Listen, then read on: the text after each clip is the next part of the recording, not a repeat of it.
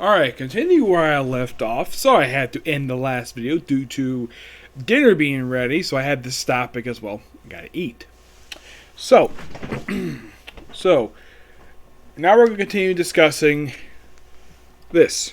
Now, the last story arc in here is basically Logan's rematch with Mesmero, the Hulk character created by Peter David. Now they do reference the last time they actually fought, which actually was Ed Bronson's first story arc he did for the series, beginning with issue number 20. It was from 25 to 30. Yeah, that was his opening story arc he did for the series. Was he had this rematch? My only guess is the reason why that he did this twice throughout the run was because of Hulk and Wolverine's long-standing rivalry since his debut back in the 70s.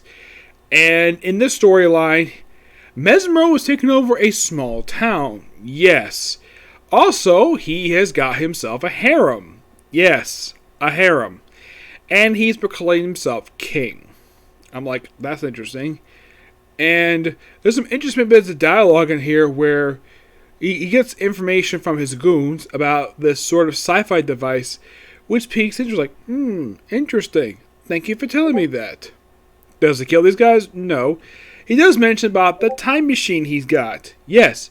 Oh yeah, I got here from this timeline basically via this time machine. Well, the thing with that is, well, that technically is partially true. It was a time machine, but wasn't necessarily this one per se.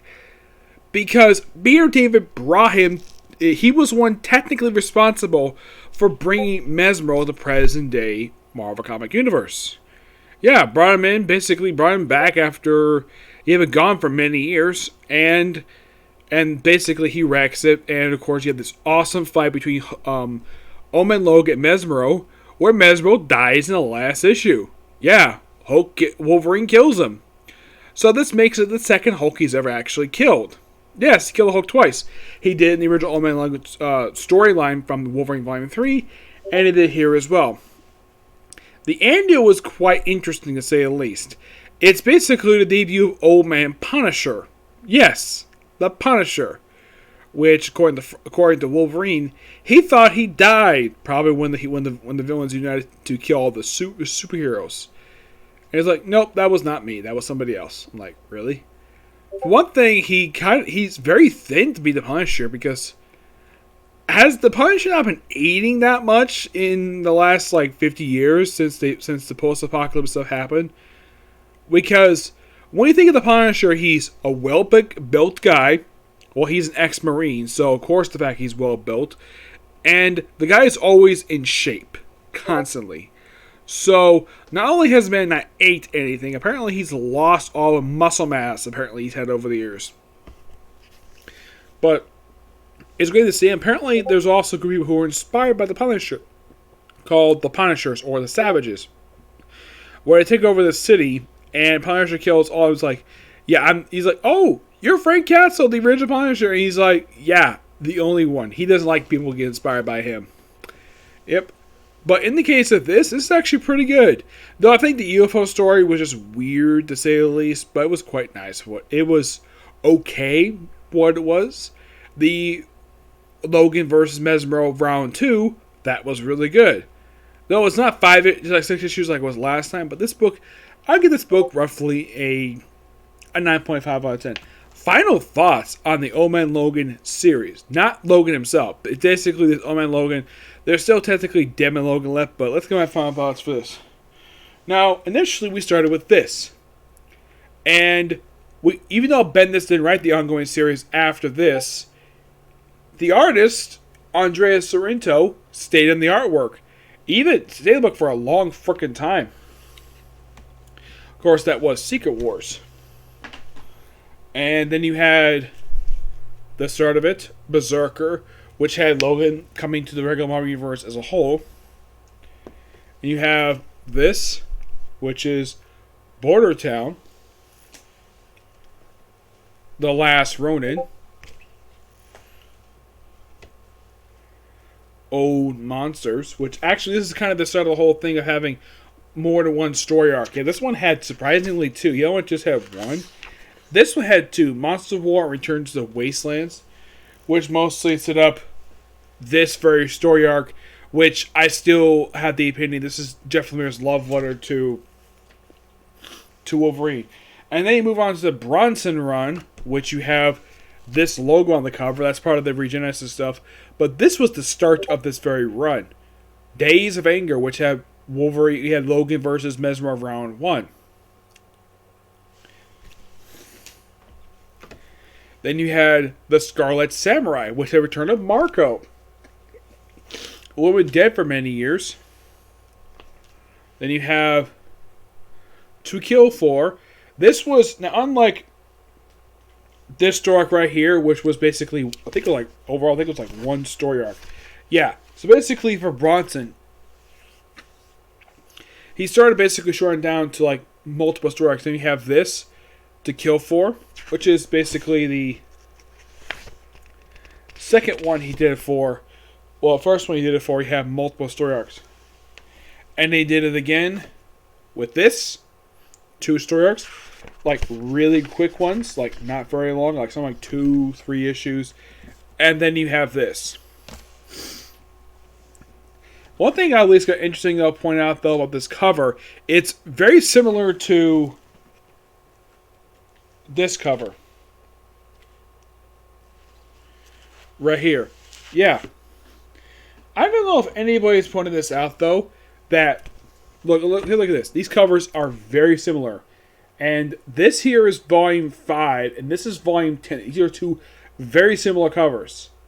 The only thing I have in common, aside from that cover is very similar, is that this book right here is the end of Jeff Lemire's run. This is the end of the series. Mm-hmm. Yeah. Plus, you gotta love the follow-ups to other books by different writers, which kudos for Bronson for doing that. Lemire's book was basically very self-contained, had a good plot thread, the whole thing of it. But this overall was a really good book, and I do recommend it basically if you're fans of Logan. Now, initially when this book ended, this ended issue 50. Now, in the case of the last book to have like a volume 10, that was volume 10. Like, shoot. Yeah, this here. This is the first volume 10 for Marvel that wasn't Star Wars, published in many years. Like the last one I could think of that was a volume 10 was probably Astonishing X-Men, the one that collected issues from volume 3 of the series. That was the last one to have a volume 10. Because Marvel has the thing of basically hitting that damn restart button to number 1 for no reason. Though, when this book ended just a couple years ago, this was in fact the very first Marvel comic book to reach issue 50 of the regular Marvel Universe line. First one since Hulk Volume 2 back in, I think it was like 2013. Yeah, that was the last known official time this happened. Where you had a book that wasn't hitting the restart button to number 1 to actually have 1 through 50. That was the last book to do it. And that book at the time was written by Jeff Parker. So it took Marvel 6 years for this to happen again. 6 years. Because of their constant obsession with the number 1. Marvel has obsessed with this number way too much over the past 9 years this has been going on now. Though you haven't had any books that restarted this year. Not that I can think of, no. But I'm really hoping we can have a full year without a book hitting the restart button. Technically, we did have some books hit the restart button last year. Not every single one. The only one I could think of that did, it was actually about a couple books that did that. I can think of, I think it was just 2. One was X-Force. Actually, scratch it. I don't think the only book I could think of that did hit number 1 last year was Iron Man. Yeah, I think it was just Iron Man and Black Cat were the only ones I could think of where they hit the restart button last year. Yeah, those 2 are the only ones I could think of. I can't think of any other book to hit restart button last year. Iron Man made sense because it came off after the events of Iron Man 2020.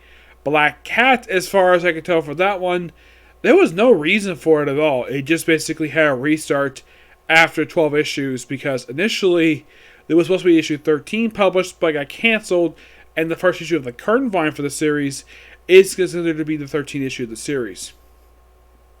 Yes. But as far as I can tell, Marvel, I think in the last couple years, have really slowed down on the restarts. Look, let's say 2019. Like, what books can anyone can think of had a restart button that very year, where it was being published and Marvel hit the restart button for it? The only ones I could personally think of that hit the restart button in 2019 was Thor, X-Force, Deadpool. I'm trying to think, was anything else? Let me think here. Aside from those three, I can't really think of any. In case you're curious, though, you know Uncanny X-Men has the same numbering as X-Men Volume 5, same numbering as Uncanny X-Men. It's different. It's technically a different series, despite the fact that it's continuous the same numbering. But technically, about a few books. The only book I could think of aside from those is Doctor Strange. But that's it. I like the fact in the last couple of years they really have slowed down. Like 2019, 2020, it's like for the restart button hit number 1, it's like they kind of in a way almost stopped doing it. Well, for good reason. And I think it's because I think Marvel is getting sick and tired of hearing all of the constant whining and complaining from people who buy their books of the restart in number 1. Maybe that's the reason why they kind of slowed down on it. They're not doing as much. Because there were some years, basically, where a lot of these relaunches were completely unnecessary. Though it started in 2012 with the Marvel Now initiative. And it seems like almost every year or two, we have to have a new initiative. As far as I could tell, in the past couple years, we haven't really had one. The last one was Fresh Start. That was the last one. And that was back in 2018. My only guess is that Marvel wanted to do one last one, but so far you haven't really had any the only major elimination I can think of was with the X-Book company-wide. Fresh Start was the last one. And my guess is for some books it felt necessary, though there have been some good books published on that Fresh Start initiative.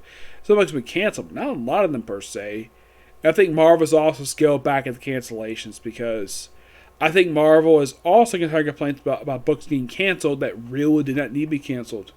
Old Man Logan, when it probably didn't receive any complaints about it because people probably felt as though the story needed to end anyways because, well, the original Logan was back.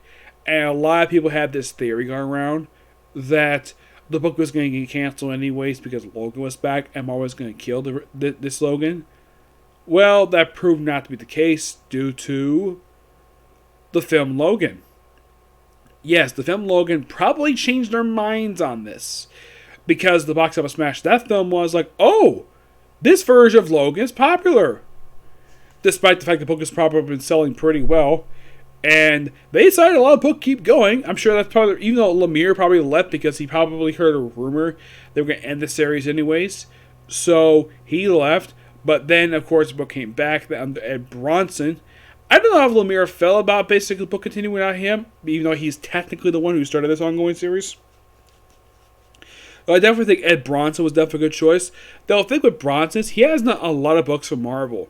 When you think of his time at Marvel, like, here's books I could personally think of that are written by him. You have this book. You have Uncanny X-Men. You have X-Force. Let's see. There is also Iron Fist. Yes, Iron Fist. He wrote that entire thing. Excuse me, the most recent series, mind you. Yeah, he wrote that. And he has also written... He was also technically... no, he did. I don't know what books he wrote for DC. I'm sure he probably did work at DC at some point. Currently, I don't remember what book he's working right now. I have to look up a little bit later. But Ed Bronson is one of those new writers that Marvel has brought in the last few years. And the guy has done great work at Marvel. And the thing with him is, with the exception of Iron Fist, generally a lot of his books tend to last for a pretty good period of time before they end. Which, at least it compares the fact Marvel's got faith in the guy. Compared to someone like Matthew Rosenberg, who was a talented writer, and every single book he's written I can think of tends to not last very long. Yep, Marvel still keep giving the guy work. My only guess is the reason why they keep giving the guy work because he's popular. And the fact he's also written a lot of good stuff. And probably because also he's friends with Danny Cotis. That's my person why Marvel keeps giving work because of Danny Cotis.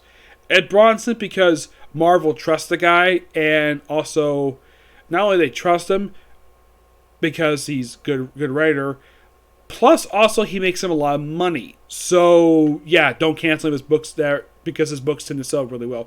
I can't think of a book that was abruptly canceled that was written by him. The only quick book I could think of basically that wasn't like a long lasting book, I would say probably his shortest book, even shorter than this, was probably Iron Fist. Yeah, Iron Fist, because Iron Fist didn't last very long. No. Initially you had the first 8 issues, and then it was restarted as part of its original numbering, though it was also the lowest numbering, surprisingly. Yep. But I think Ed Bronson did work on, I could think of. I believe he worked on No, it wasn't X-Force. It was actually... Was it Excalibur? No, that was Teen Howard. I'm trying to think, what book was he working on? Oh, yeah, he worked on New Mutants recently. That was the most recent book I could think of. I can't think of any other book, though I think he may be working on Wolverine Red, Wine, Blood. That's possible he's working on that book, but otherwise, I don't know what book he's working on right now. But I do recommend checking out the guy's work. Okay, so that's it for Spectacular Review. Stay tuned. My next video, we'll talk about 2 amazing Spider-Man trades, the 2 most recent ones released. I don't know if the next one's released yet, but I'll talk about that soon. Okay, see you next video. Bye.